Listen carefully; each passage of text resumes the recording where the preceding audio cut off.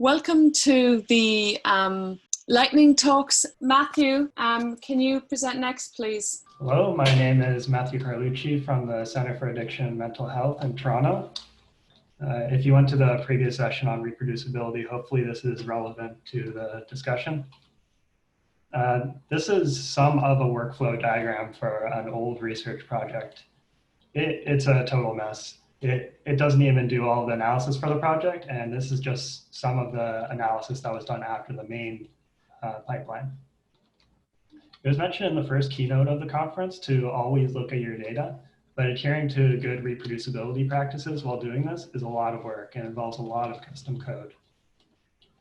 With the goal of never doing this again, I worked with collaborators to put together a tool for composing and sharing data exploration workflows. Some experienced users had Makefiles and other tools that did a good job, but not everyone is comfortable with Make and web development. And we wanted to make we wanted to use something a little bit more powerful than Make, and we wanted a tool that's user-friendly. We created a simple and standardized tool to allow for configurations based on higher-level literate documents without writing custom code, a custom workflow. So using something like this leaves the user with a workflow that can be easily understood by all collaborators. And always executing scripts as R Markdown allows users to capture outputs and provide comments to the readers. It uses SnakeMake, so you get support for containers and distributing on your HPC cluster or just the basic tracking of completed results. The tool is called Scikick, and BioC 2020 now marks the public launch of the project. It's under development and should be useful to anyone currently struggling to manage their analysis scripts that they do after their main data pipeline. I'm very excited about this tool making composing and data exploration easier, shareable, and reproducible. So I will share as much of this demo as I can. So this is all available on RStudio Cloud, and anyone can access this link at the top. First, I'm just going to make an empty directory like I'm starting a new project. Then I will run a command to initialize the project with some demo files. So this is just going to check for some software versions and create some useful directories. And you can see here that I have some notebooks. Next, I'll add these to the workflow with sk_add. So I'll add the index page, which acts as the home page of the website that will be generated. I'll add a generate page, which downloads some data. And then the PCA page will import the data from the generate step. So I add the generate step as a dependency with the -d flag. This is all stored in a simple YAML file, which can be tracked by Git. The project's designed to work well with Git and sets all projects up for good practices like not committing large data to Git or the results. So I'm just adding one more file here to the workflow.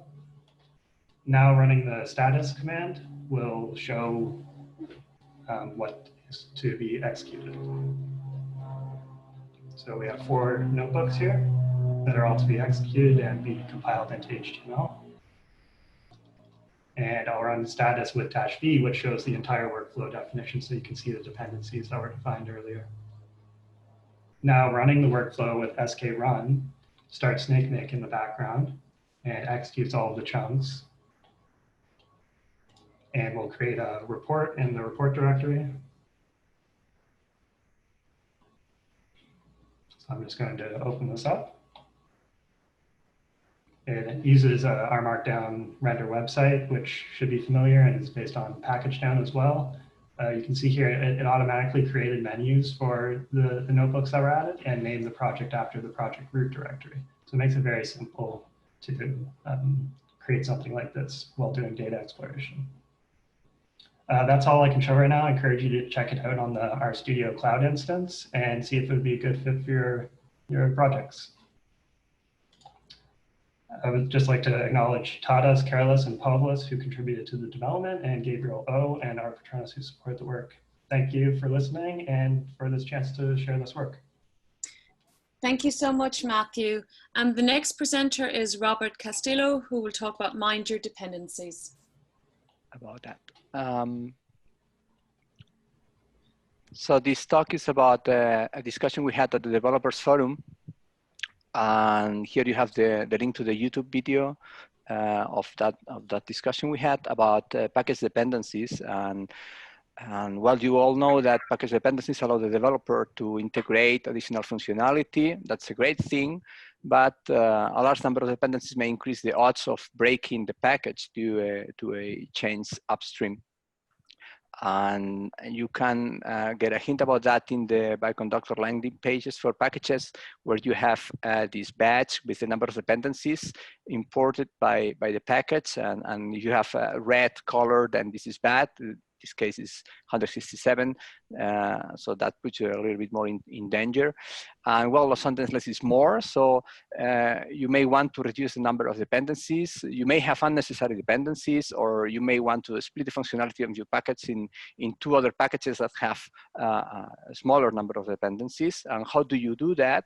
Well, that's what we were discussing, and we add a couple of functionalities for that at the package Bioinformatics package tools.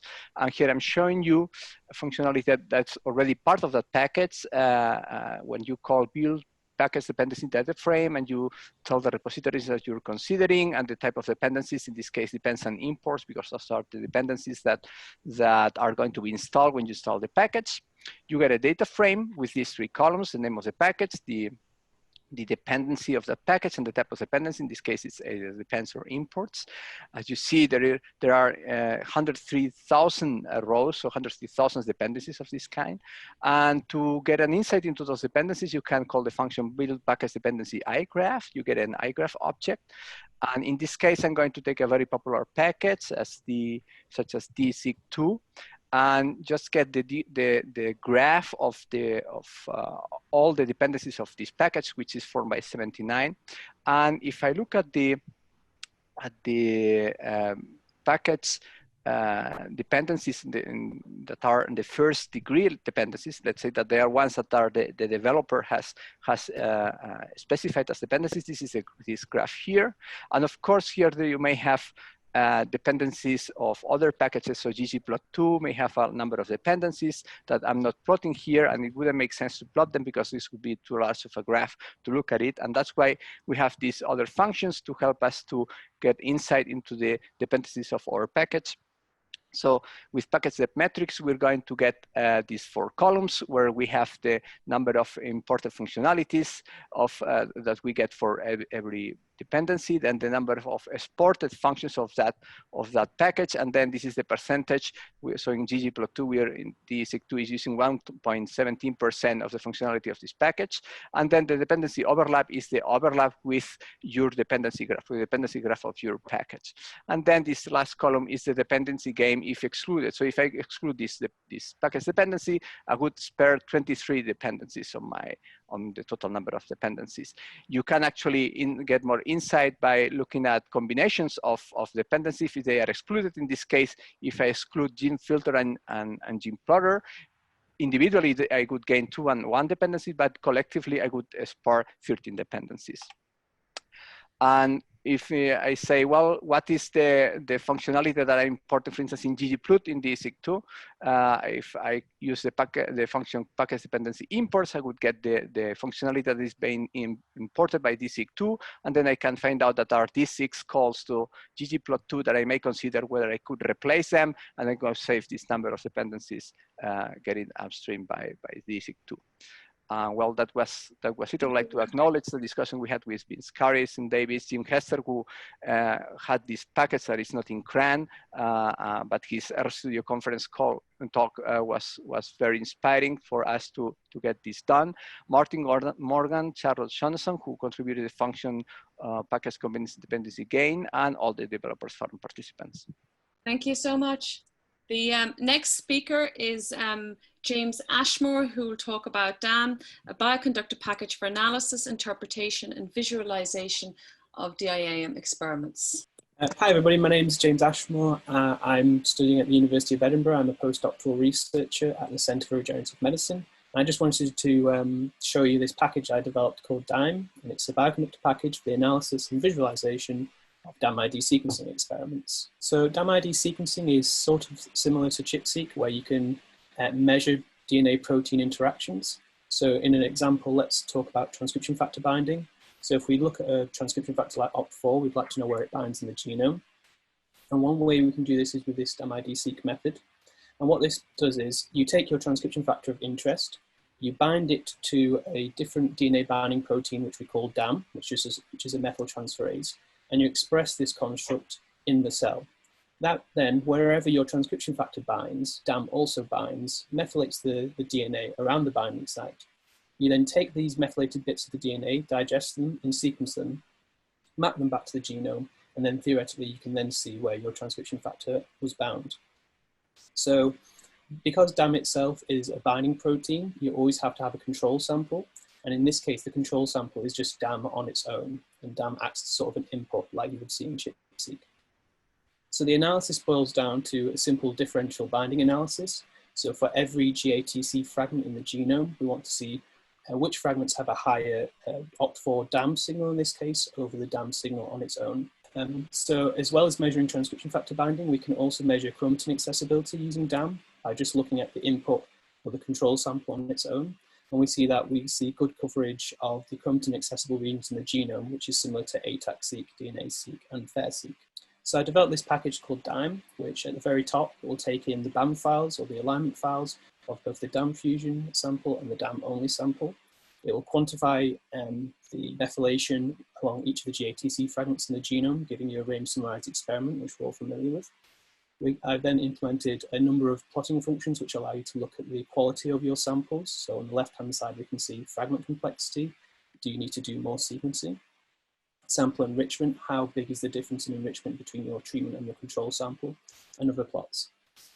We can also write out big WIG files, so we can look on the genome browser and look at the visualization of the read coverage. So in the top right-hand corner, there is a genome browser snapshot where you can see the read coverage from the DAM sample on its own, also the fusion sample, and we can choose between those two.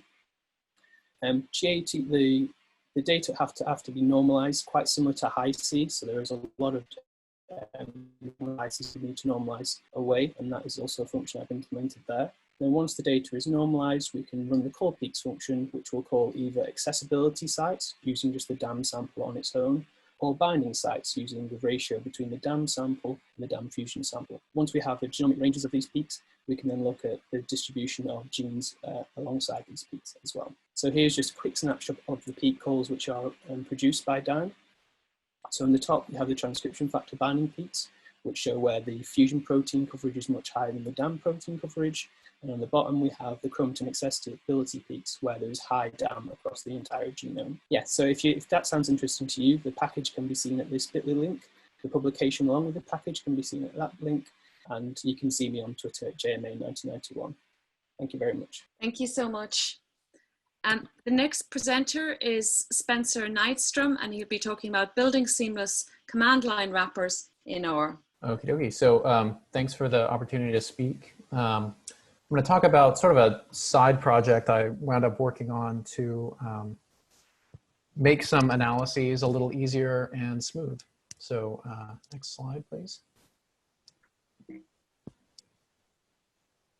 So the premise of this idea is that sometimes, although we might not like it, R isn't always the best tool to use in an analysis. So oftentimes there are other utilities that people have written that work really well, and the interface to them is on the command line. And so that can cause friction when doing an analysis where, you know, you're in R, you're in your preferred analysis environment, and you have to export the data and run the tool in some way through like a notebook or some kind of clunky interface, and then import the data back. And so what I wanted to do was to sort of help smooth this process out and make a way to better interface the two things while using R syntax. So next slide. And so just to frame the problem a little more specifically, there's a few things that are difficult about specifically like calling shell commands from R. And one of those that I won't talk too much about is reasoning about file paths to utilities can be unintuitive depending on how the user's environment is set up.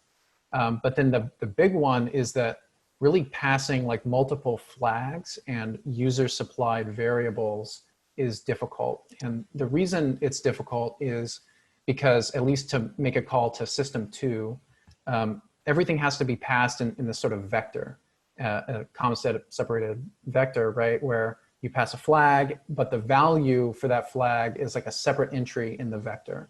And doing computation on that vector and programming with it is just difficult. And when I looked around at how other people had solved both of these problems, there wasn't a systematic way of doing that. And so, next slide. I built a package that I call command fun for taking command arguments and turning them into R functions. And this is just a way to like systematize the process of actually wrapping shell commands. I won't go into detail about all the features, but the idea is that it really does more lazy evaluation of function arguments and waits until the shell process is completed and has a bunch of wrappers for validating expectation, for basically stating your expectations and checking whether those are true for a successful run, and reasoning about file paths. And so, next slide. So just a brief overview of how this works. So on the left here is an example of a command line tool, which, let's say it has 2 mandatory arguments, A and B, and then a series of optional arguments, one that just called option 1. So using command fun, you can write an R function where you can explicitly define these as command line functions, or as function parameters, and then using this sort of flags chunk up here, we'll capture those functions into a vector that you can do computation on, a data structure you can compute on, and then as a final step can sort of crystallize those into a vector that's amenable to passing to system. And so you can do this lazy evaluation of optional arguments by passing these things to the dots.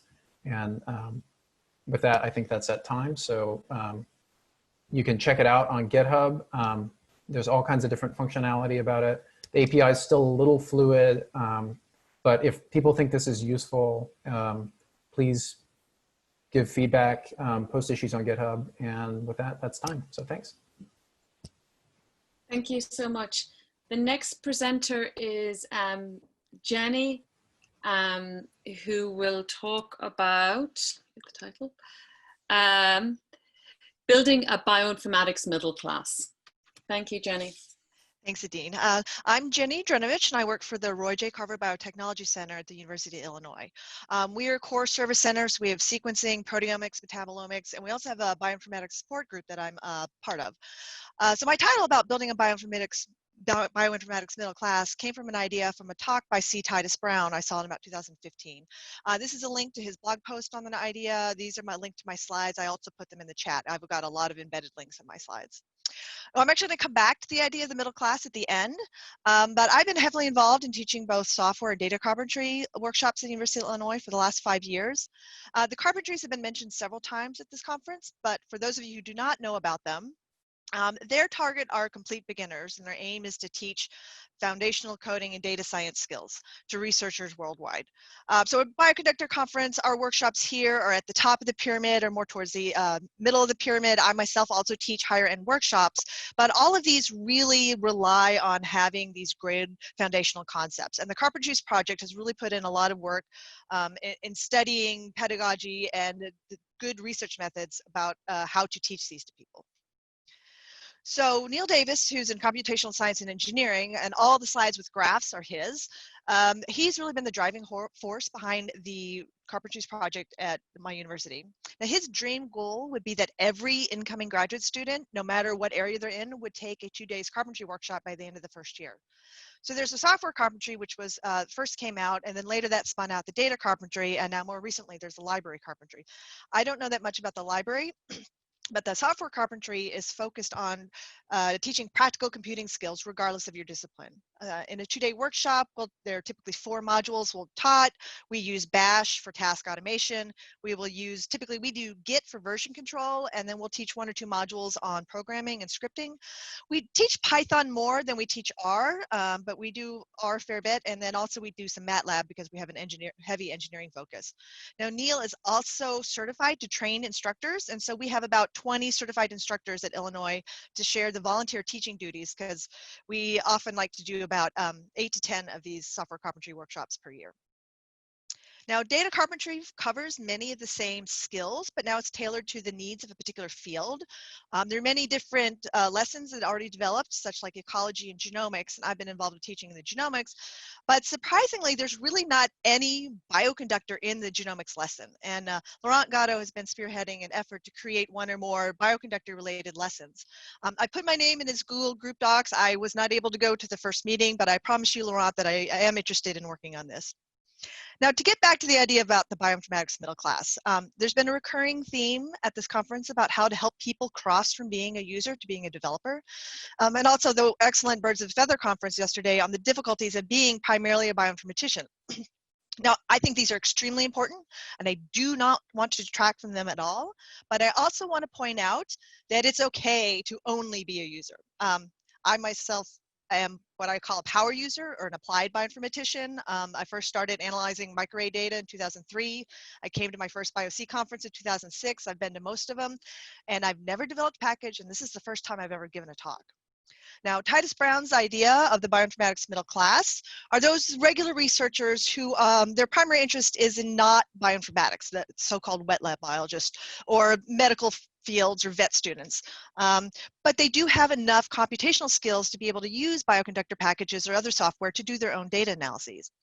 They don't necessarily need to understand the algorithms behind their functions if this is not where their strengths lie, but they can contribute by interacting with developers, show use cases, file bug reports, request new functionality, etc. So in conclusion, as a community, we need to develop more on-ramps for users. We need to build the base of this big pyramid as big as possible, because from those users, then you will get more people crossing over to developers from community strategies. And then also we need to be supporting the free support for navigating the variety of career paths that can be there for a person who is primarily a data scientist. All right, thank you. Thank you so much. Very important. Making it available to everybody. Okay, the next speaker is Olga Demler, who will talk about WiNN, drift correction by white noise normalization for metabolomic studies. Perfect. So yeah, so my talk is about drift correction method for metabolomic studies, but it can be applied to any. Okay, so yeah, so just to give you some background, we have, so I will show how a method works in metabolomic studies. We put experimental samples into 96 or 384 well plates, and then experimental samples are analyzed 1 by 1 by the instrument. So there is this natural injection order, which I show here. So so we can order our cohort data from 1 to, I don't know, 2,000, if there are 2,000 samples in our cohort. It is called injection order or run order. And so then instrument outputs measures metabolite intensity, and then you can plot metabolite intensity versus its run order. And then this is what you expect to see. You expect to see no correlation between signal metabolite intensity and run order. However, reality is different. So in reality, you see batch effect here, and then drift, instrumental drift, probably some contaminant build up in the instrument, and then technician noticed it, and between, actually, just let me tell you that this is the 1, 2, 3, 4, 5 regions separated by vertical lines are plates. So we have 25 plates in this cohort. Each plate contains 96 measurements. So between plate 9 and 10, technician was adjusting the instrument. That's why this drift is showing here. So we would like to remove this drift. And in fact, there is a paper by Jeremy Vetros and Susan Chen, who systematically looked at the drifts in metabolomics experiments, and they can classify them into various categories. So this is a stable measurement. Then in the middle is the chlorosaline batch effect. And then there is some chemical instability effect. So the signal goes down versus run order. So the question is how, and here they show 800 metabolites in their data classified by type of drift. So the red ones do not have any drifts in the signal. And then brown and green do have drifts. So each cell here is a metabolite, and so in each metabolite intensity is plotted versus its run order through the instrument. So the question is how to correct these drifts.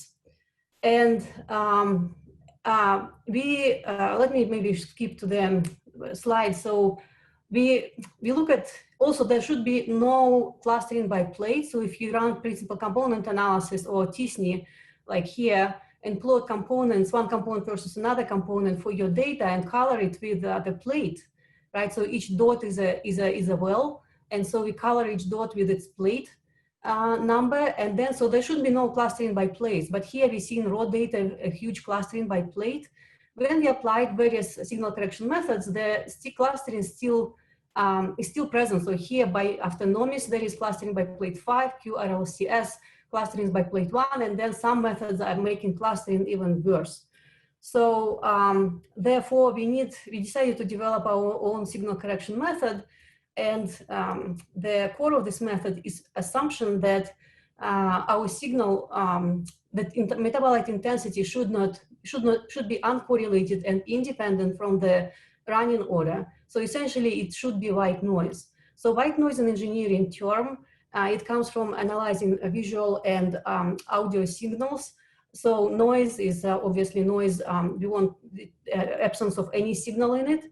And then white is because photons of frequency of their frequencies are well represented across the spectra. So you can see this three basic rays in intersection are white. So that is why it is called white noise. Everything is flat, right? So the question, so our method, here is the outline of our method. So we take distorted signal with drifts. So this is one metabolite on top, plotted versus its run order. Then for each plate, we equalize variance, standard deviation, and mean across plates. This is the first step.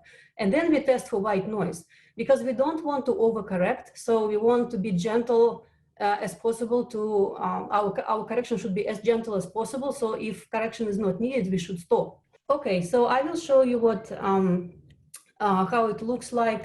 So this is the correction. This is synthetic noise distorted with red distortion, and then black line is what our method calculates.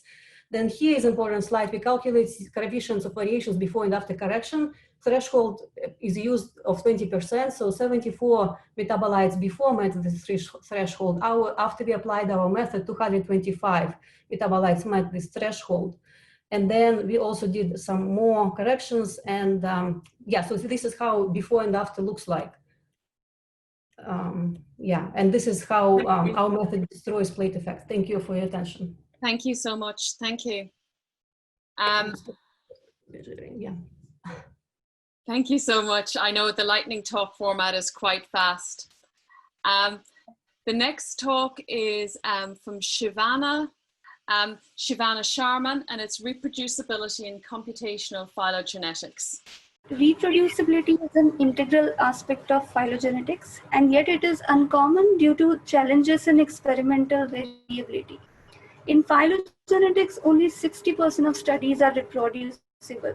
Apart from experimental conditions, this may be attributed to a lack of experience around reproducibility and knowledge on making experiments reproducible. Irreproducible studies may find it difficult to publish evolutionary trees that will be accepted or adapted by others of the same community. Retraction is possible in case a well-tested and proved hypothesis gets disproved on the wrong grounds. Recent analysis showed that, can you turn on the next slide? Yes. Recent analysis showed that approximately 25% of the studies made the sequence alignments and trees available, and additional data was used for only 42% of the studies. Complete data sets were unavailable for 60% of the published studies, and data of any kind were unavailable for 33%. Now, onset of several community initiatives to improve preservation and sharing of phylogenetic data has helped in the disposition of phylogenetic data to online archives. The best part of reproducibility is the ability to rerun experiments and obtain results that are the same as the original study. Next slide. Adaptation of an evolutionary tree requires one to plan experiments in a way that someone outside their team is able to do the experiment and get the same tree. Reproducible study design also helps when further developments are to be made. Next. A plethora of tools are available for implementing reproducibility, such as Galaxy platform that allows one to construct phylogenetic experiments consisting multiple tools and individuals' parameters. Taverna can connect to online web applications such as BLAST and databases such as GenBank. You can actually draw out a workflow in Taverna for fetching, analyzing, and processing the data. Galaxy also supports workflows now. Bioconductor has packages with application in reproducible phylogenetics such as PhyloSeq, PhilR, ggtree, and Pangon, with utilization for specific analysis. There is a whole lot of data going on online about reproducibility in phylogenetics, but nobody seems to be using them. So yeah, that's the end of my talk. I think that's 3 minutes. Thank you so much. That was a wonderful broad introduction to many fields that are important for Bioconductor. So let's actually go to the question format, and I'm going to just share the screen, the questions. Please put your questions in the poll and rank up questions that you like for the speakers. Please at the speakers so that we know which question the speaker is for. Okay, so the first question in the polls here that's got the highest ranking is Spencer. Thank you for the command function. Have you used Process X, and what is the main difference between your package and theirs? Yeah, so good question. And I probably should have done a better job of this in the talk, but sort of where my package comes, so my package is completely compatible with Process X. And what it is doing is it's systematizing everything just before you run the command. So getting it all ready to send to either System 2 or Process X. In fact, whenever I use this package in my own development, I use Process X because its process handling is much better. So where my package comes in is dealing with getting to the run, and then after the run, expecting that the outputs are correct, and even doing things like parsing the help. You know, if you get an error, it does things like parse the help file of the tool you are trying to use and suggest reasons why that might have failed. So, yeah, great question. Thank you. Robert, you need only one function from package A. You drop that code, import package A, copy paste the code into the package and cite package A. Well, not necessarily. I mean, if you are importing a package for one function, but that function is really crucial for what your package is doing, you shouldn't drop that dependency. Actually, the idea here is more to identify dependencies that are not that important. Sometimes in the life cycle of a package, things change through time, and then you realize that something you were importing, actually you're not using it that much anymore, or you have refactored the code.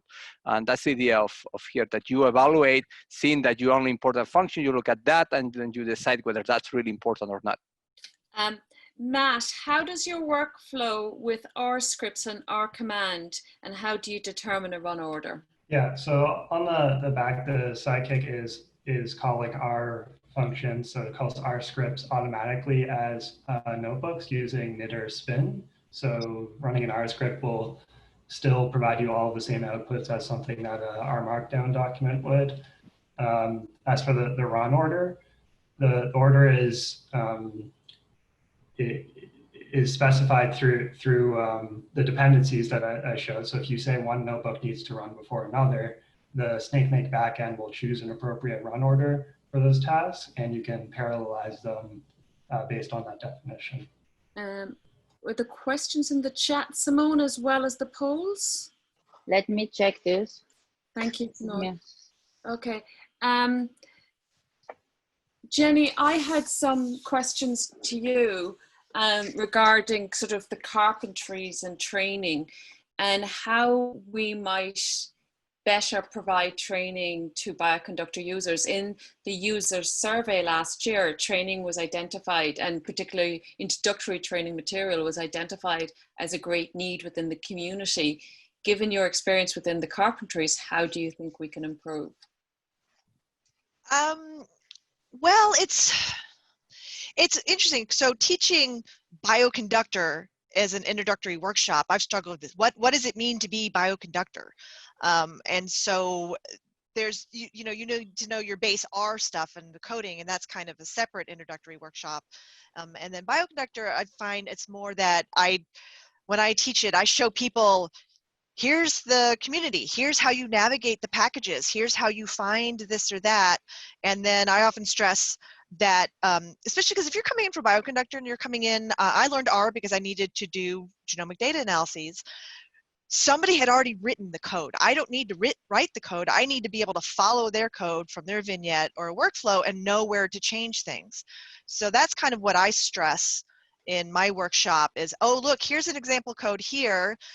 Here's how you extract all the vignettes for this package. Now I want you to do it for this other package. And just kind of that way. Now, I don't know if that's the best way or not, because like I said, there's so many packages. I do also go over the S4 object structure, because that is a big difference from Bioconductor than anyone else. Other than that, right now, though, the next year or so, it's going to be interesting with trying to teach remotely is what we're looking at doing. And recorded workshops or teaching remotely is not nearly as good as having somebody on site being able to help you over your shoulder. So who knows how that's going to be. I completely agree. I had to really try to think of how do we make like a 1-hour workshop interactive, and I found it really, really difficult. Yeah, there's not enough time. Yeah, so sorry. So in the chat, there are comments, but no real questions. So it looks like the speakers also replied to each other. So there are only really these 4 questions in the polls. I don't know if the question to Matt has been addressed. The question to Matt has been addressed. I've got a question to Robert here. Robert, you only need one function. Oh no, sorry, not that one.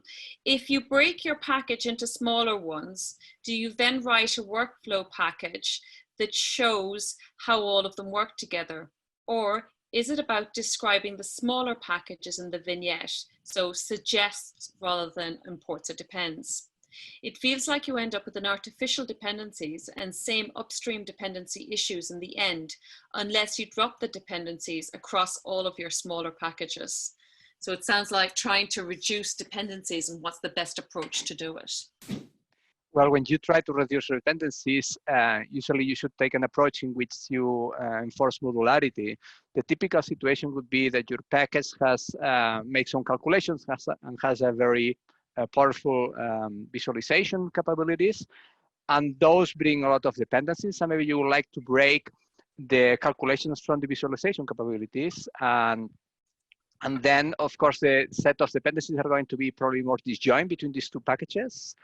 And if something breaks upstream, it will break maybe the visualization, or it will break the calculation, but not both at the same time. And that's the idea of splitting the packets dependencies to make it more robust. You don't have to fix the package, one part of the package, because something else that had nothing to do broke. And that's the idea. Cool. James, I had a question for you, which is, I'm actually not that familiar with DIAM-seq. Can you actually just describe what it's actually doing a little bit more? Yeah, sure thing. So it was originally, it's sort of an old technology, and it's just recently being able to be used in mammalian systems. So in situations where you can't use ChIP-seq because you don't have enough cells, you can use DamID sequencing. So what happens is you take a protein you're interested in looking at where it's binding in the genome, and you tether this protein called Daim methyltransferase to it. You express that fusion protein in the cell, and then wherever your protein of interest binds in the genome, the methyltransferase will methylate GATC sites. From there, you can then target ATC sites, cut them out and sequence them, and you map them back to the genome. And so from there, you can then say where your protein has bound in the genome. So it's a more sensitive version of ChIP-seq. Not more sensitive, it's just in situations where you can't use ChIP-seq. So if you don't have a ChIP-grade antibody, if you want to do tissue-specific profiling, if you have a sample with just, let's say, 10,000 cells as opposed to 1 million cells, which ChIP-seq usually has, it's really for those sorts of situations. Cool, thank you so much. Shivani, you mentioned that there is a reproducible phylogenetic workflow in Bioconductor that can be applicable to plant genomes. To plant genomes? Plant genomes was the question, yeah. No, I did not mention that. Okay, okay. And okay, which questions have I not answered here? Is the workflow specifically just for human, or is it for mammalians, or how many species can it cover? No, it's not, you have to create your own workflow. So you can implement it on any type of organism. These are not pre-made workflows. Okay, thank you. Jenny, is the division of labor principle not better at individual level? Rather than trying to teach every individual everything, creating unicorns, would it not be better to establish labs with students from diverse backgrounds and let them play to their interests? That should help bioinformaticians publish first author papers in experimental biology. I mean, that is a good strategy. There was lots of discussions yesterday at the Birds of the Feather about the bioinformatics person attached to the experimental lab, that they're lonely and often don't get the credit for this stuff. I think I would argue that you might be better off, while you have diverse people, that they also train each other, so you have redundancy in your lab. You don't have just one person. I mean, I've had at least 4 or 5 situations where PIs come to me, I had a postdoc who did this, that postdoc is now left, and we no longer have any of that capability in our lab. So you really, I think as a PI, you should try to encourage everybody in your lab to get some of the skills. Authorship is a weird situation. It can be hard. A lot of times I actually got one first author as the bioinformatician, but it was a meta survey of like 15 different studies on zebra finches that I did all the analyses for, and then I did the joint analysis, and I wasn't even the primary person to write up the paper, but the main PI said, well, you know, Jenny, you were always the 5th author on all of these papers. We're going to give you first authorship on this one. But that's something that was gifted to me, not that I could like ask for, kind of. Thank you. Aedin, sorry, we have 2 minutes left. I know, and there's several questions. It seems like all of a sudden people are asking lots and lots of questions. We will copy the questions into the Slack channel for people that want to continue the conversation. Olga, you were talking about metabolomics, and I think that's a field that a lot of people are very unfamiliar with it. And you were talking about a very important question of noise in these studies. Do you think the noise in metabolomics is worse or more difficult to handle than those in the more widely used sequencing analyses? Well, I think in metabolomics, it is kind of easier because it is not really a noise. Well, there is noise present, but actually there are more drifts than noise. And drifts are easy to regress. You know, you regress and you filter them out. If you have a pure noise added to your data, then this is a very bad problem because you cannot filter out noise. You cannot, essentially we expect metabolomics intensities to be a noise, and now we have added another noise on top of that noise. So separating two noises is impossible. So at least with this kind of approach, yeah, but the method is applicable to essentially any situation when you think your instrument produces drifts or whether there are some systematic differences. Cool. I'm going to ask one question of James. Robert and Matt, there's been a lot of questions for you, and I know that will be something that will continue because optimizing how you're running your packages is so important. James, I want to ask you a question, which is from Daim. How does your statistical approach compare to the original method from the Hennenkopf lab, particularly thinking of how they don't normalize the top 10% of the data since it's the real signal, which always seemed weird to me? Yeah, that's a good question. So the main way it will differ is mainly the normalization. So from the Hennenkopf lab method, they don't seem to normalize for any of the restriction fragment biases you will get. So you'll have GC content biases, you'll have the restriction fragment length biases. And when you're trying to compare one peak to a second peak, if they're clearly going to be on different mappabilities, different GC content and different GC and different lengths, then the relative coverage of those peaks is off. So the normalization method I have in Daim will correct for the GC content bias, the restriction fragment length bias, and then it also has, it uses a smooth quantile normalization, which I think some people have seen on Bioconductor already, which tries to keep the statistical distributions between the DAM and the DAM fusion protein separate. Okay. I have an interesting thing where my two computers are showing me different times. Simone, do you think we've time for one more question, or will we leave it at that? Well, people might need time to switch between sessions. And the next talk is a keynote talk from Aaron Lunn, which I know a lot of people are interested in. And I know a lot of people asking these questions of Robert or Matt will probably be very interested to see Aaron's talk. So maybe we should give people a break before they see the keynote. So I think we'll finish up there. Thank you for an extraordinary lightning session. I really enjoyed it and I learned lots, and I hope you did too. Thank you so much.